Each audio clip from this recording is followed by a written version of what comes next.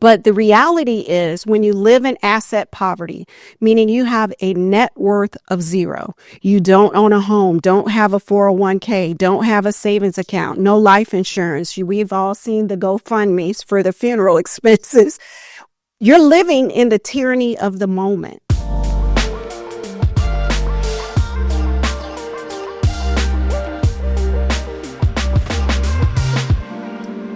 Good day, everyone. My name is Dr. Janelle Williams. I am the co-founder and CEO of Kindred Futures, formerly known as Atlanta Wealth Building Initiative.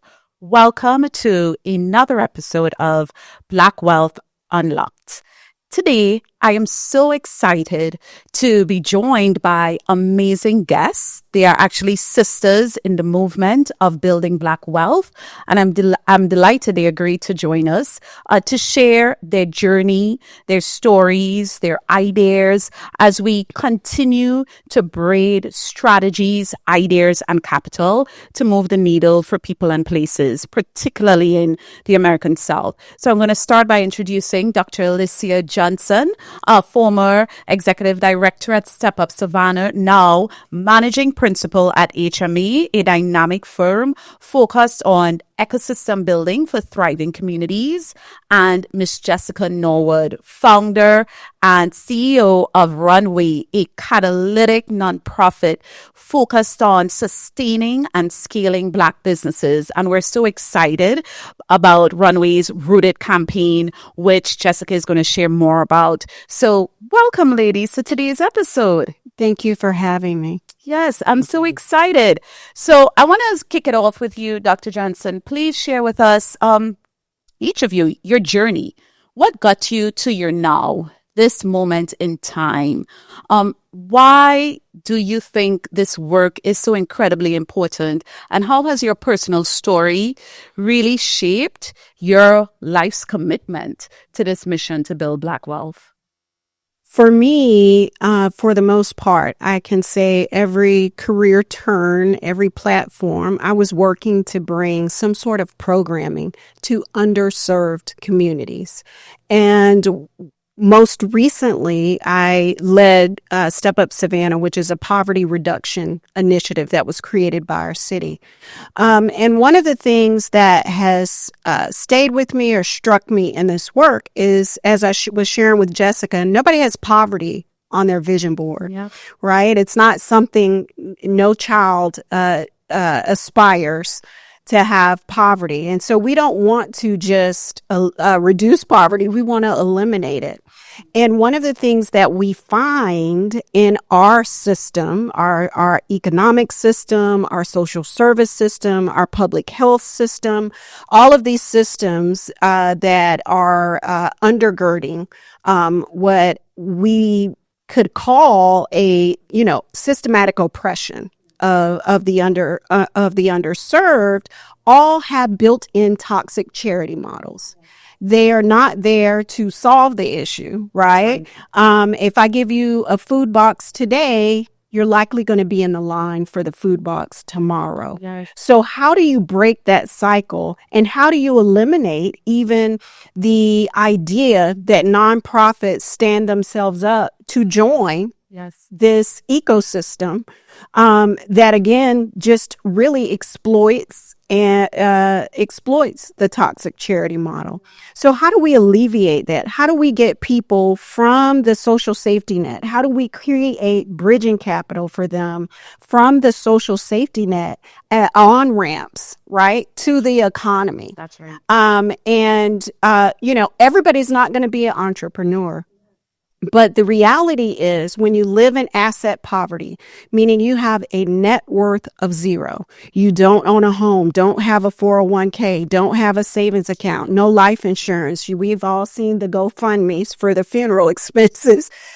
You're living in the tyranny of the moment. And so you don't even have the bandwidth to come up with a strategy, right, for yourself, or to see yourself differently, even if it is upskilling to join the labor force or to build a business or to do anything different. then how am I going to pay this light bill? How am I going to get some food on this table? How am I going to get these kids to school? Childcare, transportation, all the things. And so it has dawned on me that solutioning for that requires the ingenuity of the people most affected by it. That's right. Right. And that there requires a new way of partnership, a new way of supporting. That's right. And a new way of working toward actively solutioning for the racial wealth gap. Because even in the nonprofit community, the people we are serving due to the racial wealth gap, they can't even invest in their own social safety net. That's right. Right. So we have nonprofit directors who are trying to do fundraising and fund development by essentially going to the people with money, right? The toxic charity, Robin Hood. That's what it becomes. I'm taking from the rich and I'm sprinkling it among the poor. And we have not made the conversion that this can't be a moral imperative anymore. That's right. This is a justice imperative. Yes. This must move to what is just, right? Because we know that systems have systematically oppressed and created this gap. That's right. And so now we must make the conversion and move this conversation to more of a justice imperative. And we can't do that without the innovation of all of the things that Kindred Spirits is talking about and Runway. So those kinds of innovations. And so that's why doing this work is so important to me. I would love to hear more about your story, Jessica. And I would be remiss if I did not share. If you have not gotten Jessica's book, Believe in Your Money, you need to run to your nearest bookstore online to get it. Jessica has been the architect for restorative finance and restorative capital. And I think this point you made, Alicia, around this justice imperative is so powerful. And Jessica, I would love for you to share your personal journey, which you share some of it in this book, but also the need for us to think about just finance and the opportunity for us to really leverage this justice imperative and this economic imperative. Building Black wealth helps everyone be better off. And so I'd just love if you could share your story with the rest of the world. Yeah, thank you, Janelle. I'm a daughter of the South. I grew up in Mobile, Alabama. For folks who might be watching, Pritchard, Alabama, you might want to correct me. But, and I grew up the daughter of an elected official and entrepreneur. And I was, like a lot of people who are probably watching this, a lot of us sitting here, really curious about why there was so much wonderful talent in my community, but they weren't being resourced properly. And so I went on a lifelong journey that took me through politics and then ultimately back into thinking about finance and really how do we lift up Black business owners.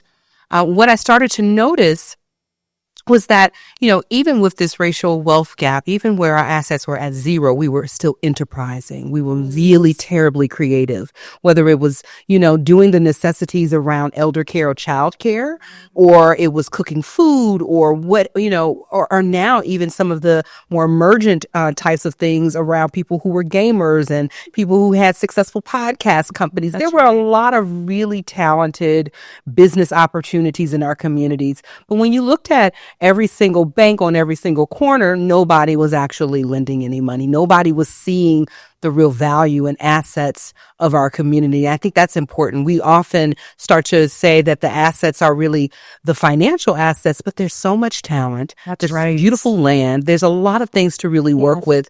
And so I really wanted to step into a place of thinking about this from a much more liberatory and joyful place to think about what's the kind of money that we really need. And so Believe in You Money, what would it look like if the economy loved Black people is the name of the book. And it is a lot of experience that I've had along the way, and particularly thinking about that early round of money that businesses really need. People call it like friends and family money. And I was always saying, well, if we look at this racial wealth gap, then what friends, what family are you talking about that's supposed to have some money? And so I really wanted to think about how do we all become friends and family to Black businesses, Black founders, and do that from a place that was equitable, was about justice, was really understanding the lifetimes of contribution that our families have made to the fabric of this country, particularly in the South. And thinking, well, what kind of money do you put out if you really see that this has been a problem, continues to be a problem, but you also see the joy, you also see the beauty. Then what money does that look like? And so I started Runway 8 years ago. We run the Real People's Fund, which is a $10 million fund in Oakland. We recently launched Rooted, which is a $50 million fund. And we've continued to really prove that you can put this money out in communities where people might have said that, oh, it's too risky. And our response is, it's too risky to not do this. That's right. And so we have seen, major impacts and results around being able to move money in a way that affirms our humanity. And that's really what I learned as a kid growing up, was that everybody mattered and our people and our talents really mattered. And so how do we get the financial systems, and particularly the ones that are financing Black businesses, but ultimately all of the systems that are moving capital, to start to be in response to how we see and know ourselves. That's right. Yeah. I really appreciate your stories and how much they're actually intertwined as daughters of the global South and American South. And I would love to just spend some time really offering context around the state of Black wealth and the state of the American South, and why there's such an intentional need to prioritize what's happening in the American South.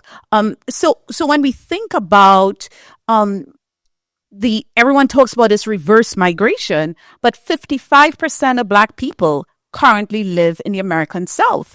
And our policy and research team ran some numbers, and we found, which is a conservative estimate, there are 2 million Black households, 2 million Black households in the American South with zero or negative net worth. Yes. Now, when we think about 2 million people,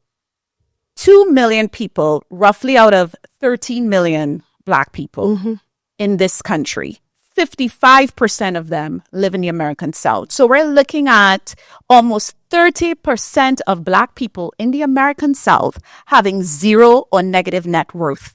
And just in terms of scale, that is comparable to the state of Wyoming, Indiana, and Vermont.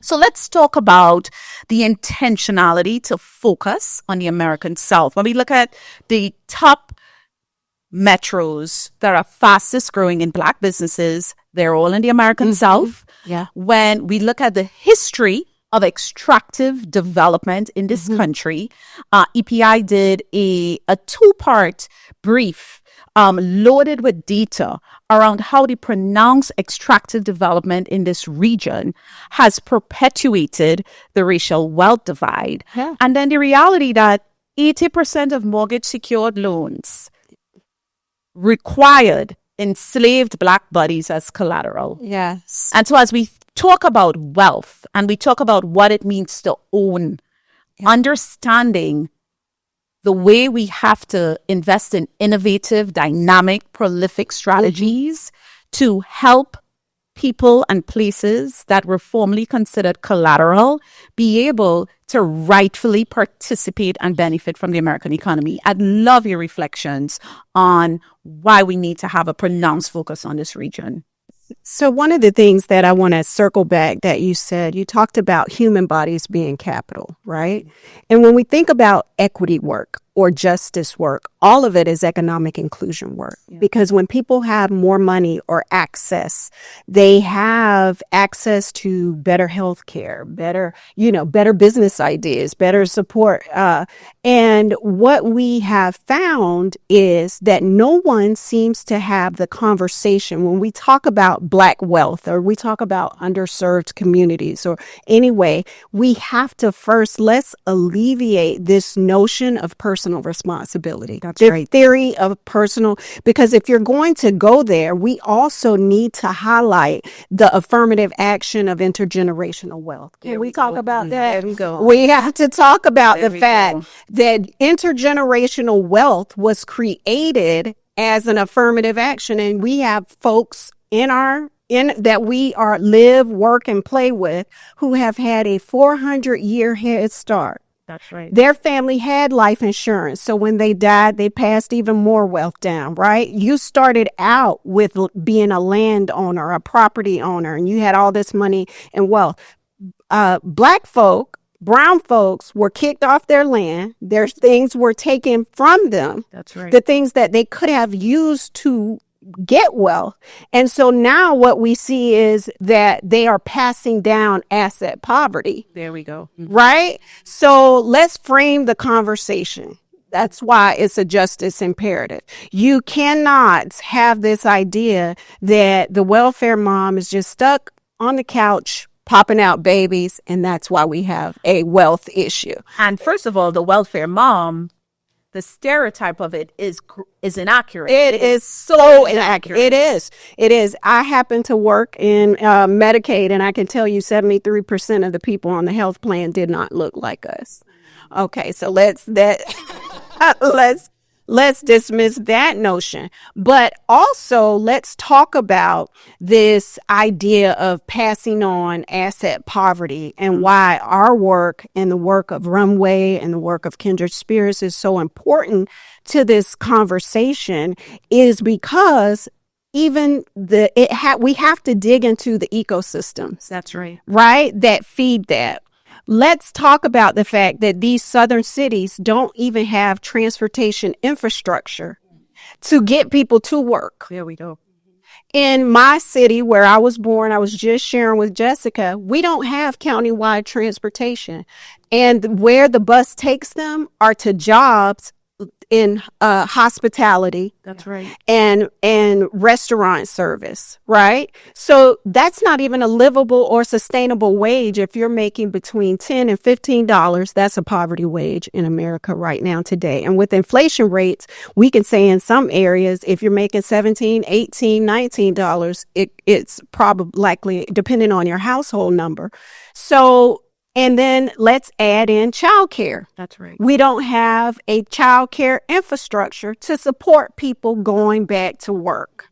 And so if it now add in the cost of health insurance, the cost of food, the cost of, right? So these are all the systems that are around these populations where, once again, if we could take, for example, in my city, I can take a red line map from 1929, lay it over our current city, and those neighborhoods are federal opportunity zones. And I would imagine that that is true for every southern city who would take a red line map today where those people were systematically marginalized and disenfranchised intentionally from the economy. That's right. And then now we want to say they have a personal responsibility to get up, get moving, pull yourself up by your bootstrap. But I don't even have a boot, sir. I don't have a boot, so I don't have a strap. And this idea that you do not have to, we don't like to talk about reparations, right? But this idea that you don't have to pay back what you took, where did that come from? Because today, if I borrowed money from Bank of America, they're going to come back for my money. They want that money. They want their money, right? Let me miss that mortgage payment or my car payment. They're going to come looking for their thing back. So how come that idea of capitalism works in every other system except the system where you systematically oppressed people, held them down, held them back, refused to borrow, lend, or even house them properly? You created these neighborhoods, right? And then, but somehow you don't have to have a conversation about correcting that problem. And it's not just pouring money in, but it does have to do with putting some money on the table. And it's selective reparations. Exactly. It's selective. And I really appreciate what you're saying, Alicia, that the past isn't really the past. Right. It is very present. If you look at that redlining map or you look at these indicators today, it tells you very clearly we're still addressing and dealing with what people like to say was way, way back then. I was talking with a friend of mine, her mom, who's really been like another mother to me as well. And she is brilliant when it comes to like managing money and finances. Like you ever meet somebody who just has like a sharp mind for that? Yes. She's one of those kind of people. And so she shared with me really recently that she always wanted to go into banking. She always wanted to go into finance. And I said, well, you know, what happened? Because we could have used your mind, sister. Right. Like you're talented. And she ended up going into education and particularly special education. And she said, well, when I came back from college, I applied for a job in Mobile, Alabama with a bank, and they didn't want to see a Black woman be in that position or be a teller or be physically there. Right. So we're still dealing with the lost opportunities in the South, deeply lost opportunities where people were routed in particular ways and not actually able to advance themselves based on their merit and talent. That's right. And we've not spoken anything about that. We just sort of say like, oh, you know, shrug shoulders. That's what happened. You know, my parents were part of desegregating schools, and where resources were allocated to some places or not. My community was a heavily African-American community, Black community. And the business owners in that community were the ones who financed and paid for civil rights movement work. Yes. They're the ones who built a swimming pool in the community so that kids could learn to swim, because we're right there on the Gulf Coast and they didn't want anybody to drown. But that wasn't available while the white neighborhoods had swimming pools. Black neighborhoods didn't. So it was incumbent upon the business community to even step up and to do more and to pay in more. When they do have these advancements in Black business, then the interstate runs through it and divides everything. It tears it all apart over and over again. So every single moment where you're trying to get your education and pursue a job, and maybe you want to go into banking, that's taken away. When you're trying to build a business and a successful enclave of businesses that are working together in community, that's taken away. That's right. And so what we have to do, I think, and why the South is so important, which is a part of the original question, so important is that if we're ever going to answer this question about the racial wealth gap, if we're ever going to talk about real equity and real justice, you have to get real proximate to the problem, and you have to be willing to address it. There's never going to be a time where if you don't name a thing that you can actually even solve that thing if you're not willing to do that. And so when I hear folks really try to sweep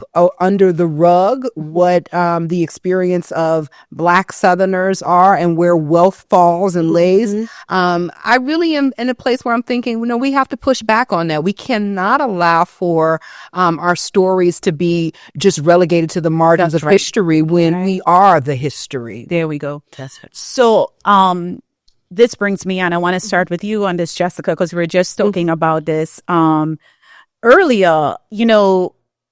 As we're having a conversation about Black wealth, it also demands a much more dynamic analysis of it, right? And we say wealth is not just money in your account. It's not just your assets. And I think it's really important that we bring some nuance to this conversation. We released our beloved economy report talking about the structural determinants of Black wealth, looking at 4 core domains. We look at finance, we look at participation in the democracy, we look at the environment and health. And we've seen that while Black wealth in this country has grown by 66%, and that's something to celebrate, the Black-white wealth divide has soared to 242,000. We're actually seeing the highest dollar gap between Black and white wealth since they started to record this data, track this data decades ago. And so this means we have to do things differently. And so, Jessica, I want to start with you, because we were having this conversation about how wealth is created matters. we also need to have this conversation which fuels Kindred Futures. We have to transcend Black exceptionalism. Yeah. And so many times we celebrate outliers exclusively, and we want to celebrate outliers, but we have to focus on moving the mean. And this is about collectivism. So I'd love for you to kick off this segment around how wealth is created matters, and for whom is also just important when we're talking about Black wealth, because we're talking about freedom. Absolutely, Janelle. You know, you say something, and I don't think we said it today, but we've said it before to one another about wealth begets wealth. That's right.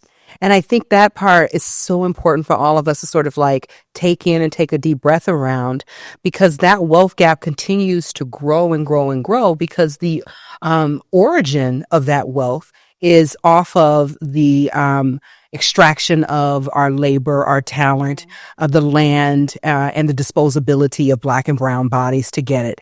And so when I look at these, you know, people say, I want 100x return, or I want a lot of money. Every single time you want a huge amount of return, I can look at that supply chain. I can look at that whole building structure of that business, and I can find where the extraction is actually happening. It's not the proper rate of return. That's right. There is an environmental rate of return, right, where the trees decompose and the plants. That's right. That's around 3 to 4%.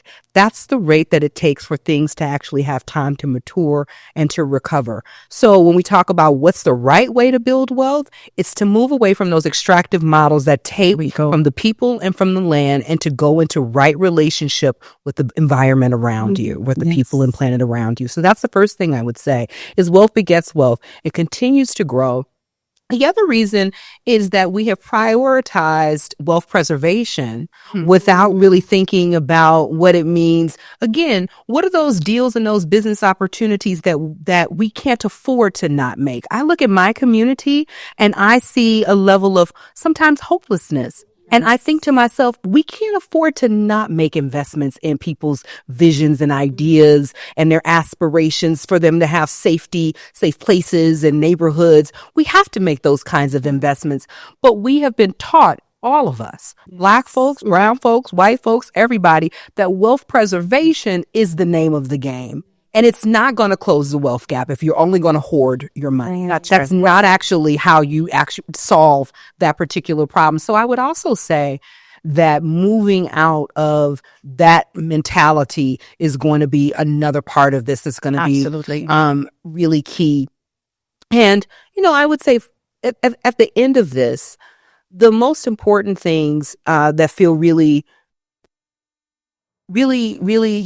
important to land about wealth is to think about who matters inside of this, right? To think about the places, the people, the things that really matter. And one way to sort of notice where we're making some of these decisions is to just kind of look back at history and to really look at, like, all right, if this is how things have been happening over time, then what I don't want to do is to keep repeating and keep bringing back forward like old things that we already have tried. We've already done that program. We can already tell you that's not where it's going to work.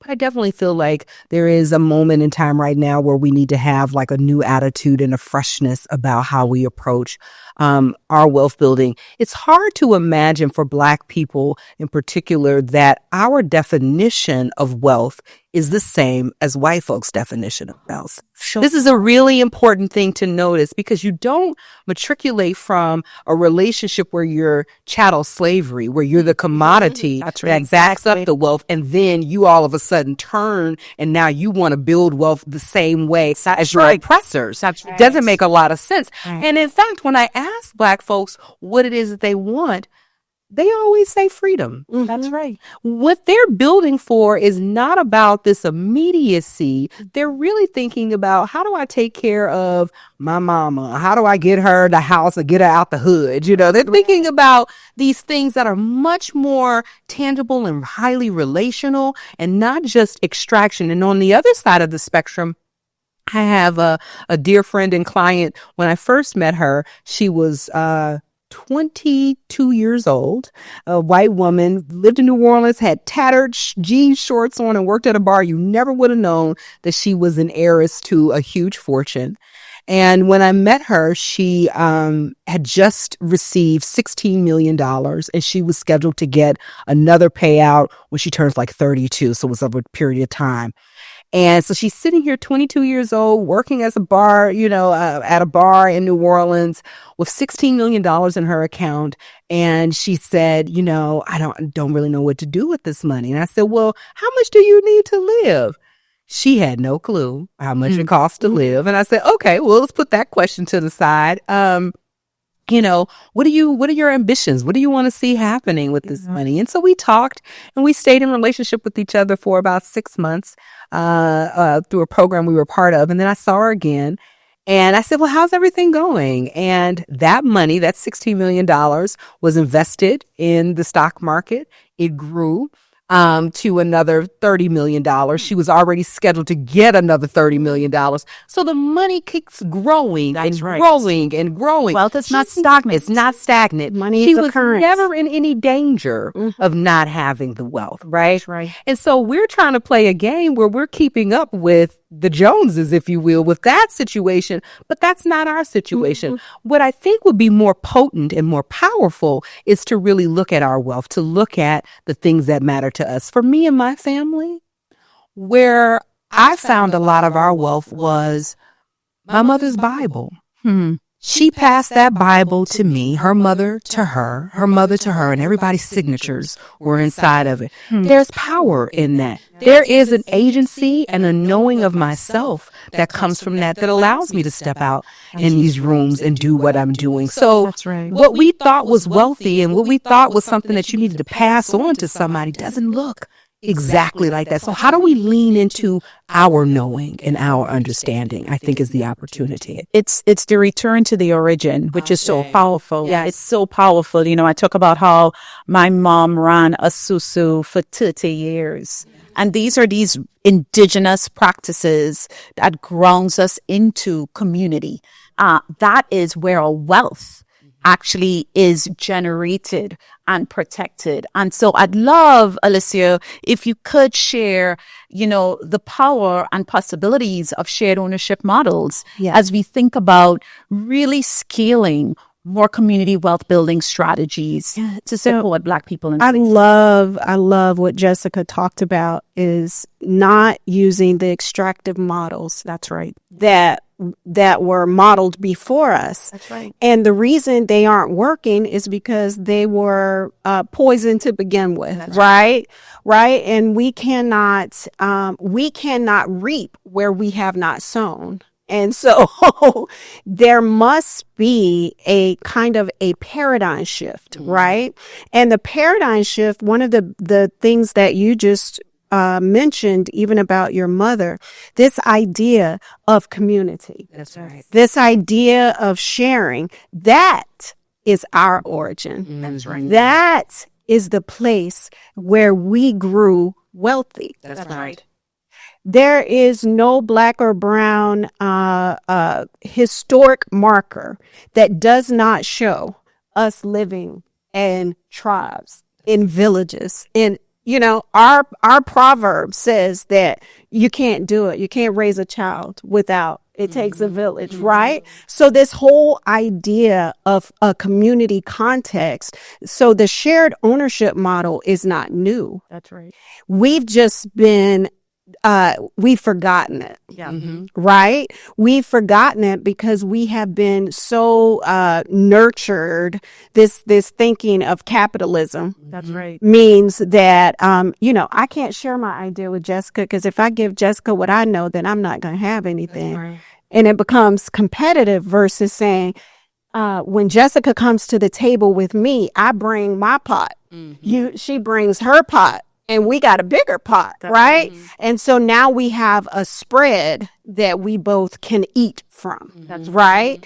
And so that's the idea of this shared ownership model. So that thought is the thought that was the impetus for me to come up with a idea that I've been talking to you about for the last 2 years. Essentially, one of the ways that African Americans or Black and brown people are held back, lack of access to capital, correct? And so they usually don't get that access because they don't have the administrative infrastructure.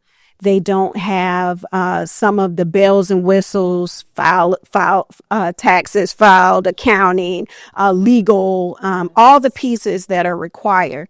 And also, they don't have the bridging capital. Uncle Frank is an awesome painter, and he paints phenomenally, but he usually works under the table, and he usually gets with a general contractor versus Uncle Fred thinking about, hey, I could have my own painting business and I could become a subcontractor, right?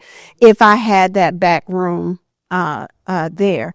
And so this idea of shared ownership models came from that concept, and basically allows those businesses to come together and create, similar to a co-op, like Ace Hardware. Who knew Ace Hardware was a co-op? Or Walmart's just a big consignment store. People put their products in, and Walmart doesn't pay till they're scanned. They're like a consignment store. Let's take these models and help them hang our community model on there. And so this shared ownership model says, okay, we're going to bring a Black accountant, a Black marketing person, a Black lawyer. We're going to bring them together, a Black general contractor. They can form a co-op. They can create revenue for themselves that they can split. So it's co-ownership, not just incubation. And they can use those dollars to build both. They can do business to business and business to consumer. And now they have access to greater contracts and bids and those kinds of things. And so this idea, though, is something that needs to be multiplied in our community as an innovation. So I so love what Jessica was talking about when she talked about looking at what our assets are and going back to those shared models of community. That's right. So I would be remiss if I didn't acknowledge that we are really witnessing one of the most polarizing times in contemporary history. And this is a moment where the world has its eyes watching Black women in leadership in various forms, in education, in public, private, civic sector. And I would love if you all can just touch on, because we don't have enough time to delve into it, but how you've experienced leading as a Black woman in these times and reflections, and what is so critical for us to continue to advance an agenda where we build Black wealth and have an economy that works for all. That's a great question. Right now, let me just say, I don't know how everybody else is feeling, but I'm so glad God made me a Black woman. I'm elated. I came up, you know. And I know that the times in this moment are really trying with the retraction of DE&I and, you know, and my business around, you know, whether or not you can talk about financing Black people or not, and a whole myriad of other things happening. But I do feel an excitement right now that I want to speak life to for all of us, and to encourage folks who are listening in, that this is a season where we should be thinking about what we want for ourselves. That's right. To really be thinking about what's the experience that is the most liberatory and joyful experience that you can really call forward, and sit in that imagination right now, because everything that is occurring in our lives, the businesses that you go to, whether you're flying on, you know, this airline or you're going to this hotel, those are businesses. Those are owned by people. Those people may be publicly traded. They may have shareholders, may not. But those people are world making. And you have the right and deserve the opportunity to make the world that sees you in the most brilliant, joyful, compassionate, loving, fly way possible. That's right. What we need now is the courage to lean into it. And I know that there are resourcing challenges, and I know that there are policy blocks, and there are things that will lead us to believe that it is impossible. But I also know that it is possible because I look at each of us, and I know that we are our ancestors' wildest dreams. And I know the arc of history, and I know from whence we've already come and what's really possible for us. And I say, step boldly into it. So I just want to echo what Jessica was saying about courage, right? I think we're in a moment where we would have never thought that a academic theory was radicalized, that the same kind of thinking that created laws for ADA and handicapped folks, right, to have access, that having mirrored laws would somehow be, now against the law, right? And I think what's important is that Black women should already recognize, sweetie, you're resilient. You don't need to, your resiliency doesn't need to be reaffirmed, right? But your courage needs to be sparked, right? I think we have become weathered from all of the various storms. So I love this idea of leaning into both courage and hope, that hope is this confident expectation of a favorable outcome, right? That I can wake up with the confidence of my resiliency and lean into this moment. And I could either see it as a challenge or an opportunity. And I think that that is what we should do. Our big mamas and those, they made gumbo because there wasn't enough of one thing. But now it's, I love me some gumbo, right? It wasn't enough okra for everybody to have. So we added the corn and the tomatoes and the things and made it better. And we made it better. And I think that this is a moment, right, where we have an opportunity to lean both into the courage that says, hey, my dream matters. My ability matters. My expectation matters, right? And I can use that to do what all of my ancestors have done before me. And that is to create my own platform. Yeah, that's right. To stand on, right? We like to quote Shirley Chisholm, and we like to talk about where there's not a chair, bring your own. But sometimes we don't even need those tables. And we have not considered the fact that we can make our own table. We can create our own table, and that some of those tables you are invited to turn them over. That's right. Right? Not to sit there, but to turn that chair over. So I think this is a moment in time, and I don't want us to lose the moment just with the idea and fascination of having a Black woman in the highest office of the world. I think that is phenomenal, and we have this great opportunity, and we better seize it. Yeah, right. Vote like your life depended on it. But at the same time, I don't want us to just be enamored and walk away. Yeah. Well, I want to thank you so much, Jessica and Alicia, for being here today. This work is birthed out of love and hope. And it is such an honor to partner with leaders who operate from a space of abundance, of hope, of expectation on this journey to freedom, which must continue. When we think about this journey of building Black wealth, so many of us have been conditioned to train for a sprint, whereas every other community has an opportunity to experience a relay.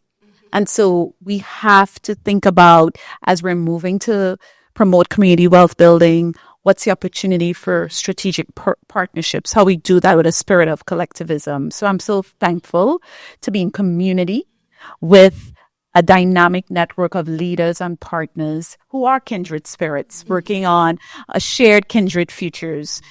Thank you, everyone, for tuning in and listening to our Black Wealth Unlocked episode. The South is powerful, it's meaningful, and it does create the North Star for the rest of the country and world. Thank you for joining us.